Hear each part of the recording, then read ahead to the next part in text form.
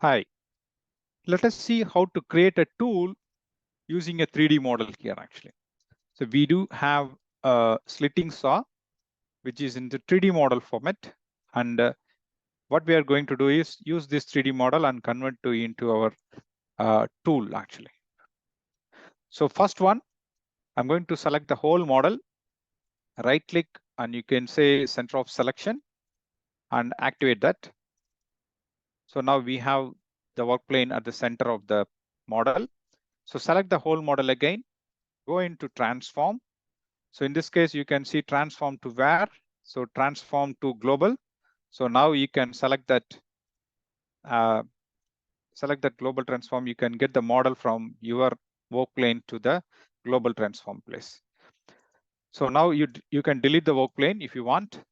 So again, we have to change this model or rotate this model 90° along Y so that I can place my model with the cylindrical axis aligned to Z axis. Accept that.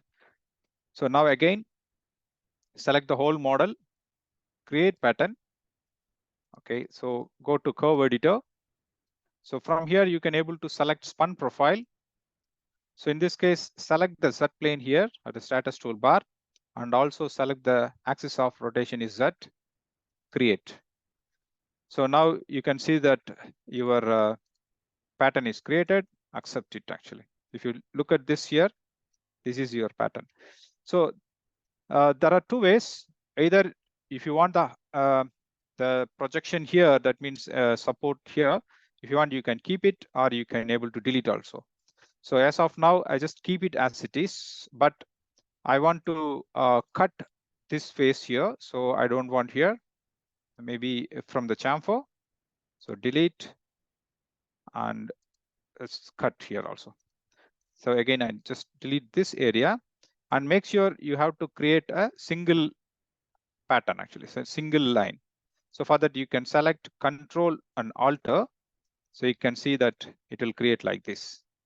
Accept this. Go to your tool creator and select routing tool.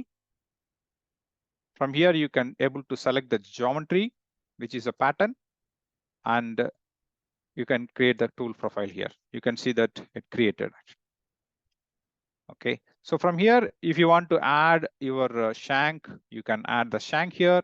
So in this case, I'm giving a 30 mm shank, okay, and maybe it is 50 mm to hold it actually. So like that, you can able to create a tool and use it in your for your tool path generation actually.